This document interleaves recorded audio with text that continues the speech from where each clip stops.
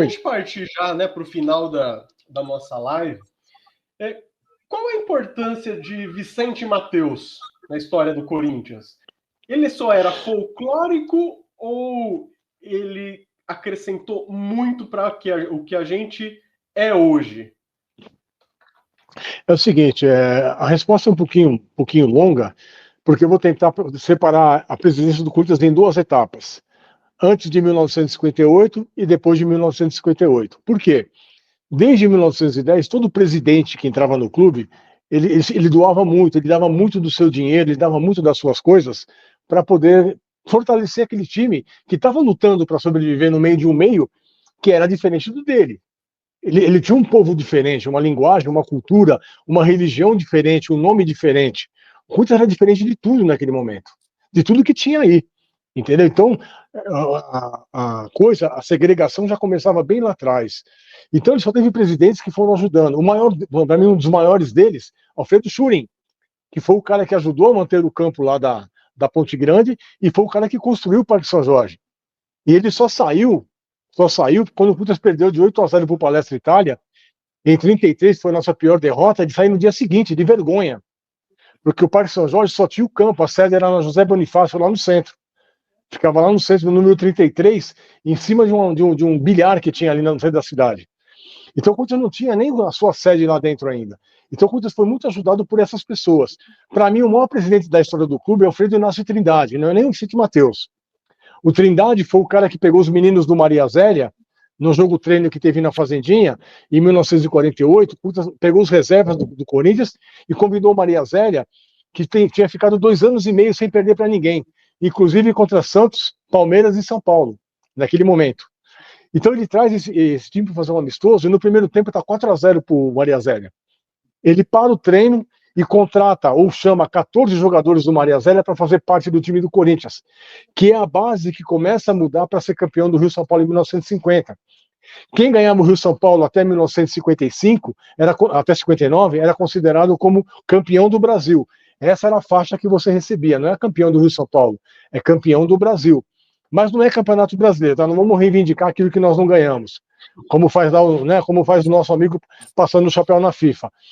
Mas então, o Alfredo Inácio Trindade foi um cara importante porque ele construiu o complexo aquático, que era o maior que tinha, o melhor que tinha. Ele aumentou as instalações do Parque São Jorge, que a primeira gleba que foi comprada era 45 mil metros quadrados. Hoje o Parque São Jorge tem 160 mil metros quadrados. Então foi uma revolução dentro do clube. Ele montou o melhor esquadrão que nós tivemos, foi o Gilmar, Idário, Alain, Homero e Goiano, no meio de campo jogando com Roberto, Carbone e Luizinho, na frente jogando Cláudio, Baltazar e Mário. Esse é o maior time do Corinthians de todos os tempos. Esse é o maior time do Corinthians. Se tivesse uma Libertadores naquela época, o Campeonato Brasileiro, o Corinthians ganharia tranquilamente. Tanto é que, foi campeão do Rio São Paulo 50, 53, 54, Paulista 51, 52, 54. E campeão do Charles Miller 54 e 55.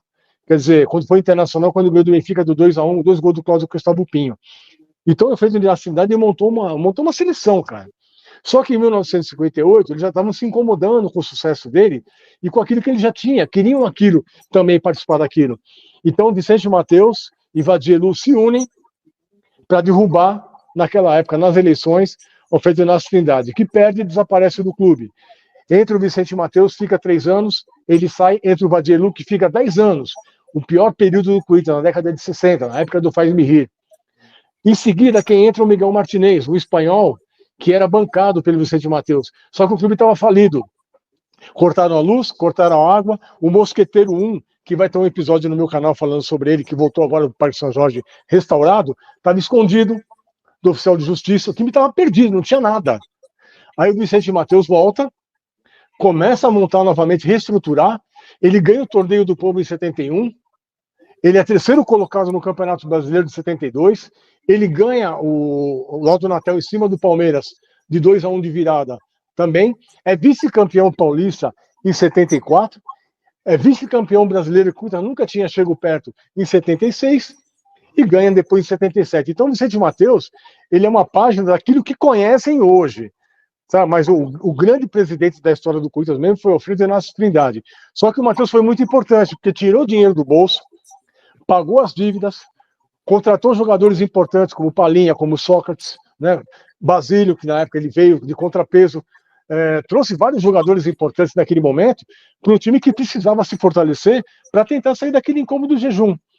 Então o Matheus, nesse aspecto folclórico dele, dessa coisa de fazer as piadas, de fazer aquelas coisas que dizem que até que era proposital que ele fazia isso, e eu conheci ele pessoalmente, como eu conheci também a dona Marlene, eu conversava com a dona Marlene na fazendinha, batia papo com ela, como eu conversava com o Teleco, o nosso maior artilheiro de todos os tempos, artilheiros em termos de produtividade, 250 jogos, 257 gols, ele ficou muito tempo tomando conta da sala de troféu do Corinthians. E eu, quando era moleque, eu ia de semana lá no Parque São Jorge, para ele me falar de troféu A, B ou C, ele ia comigo lá e ficava me contando.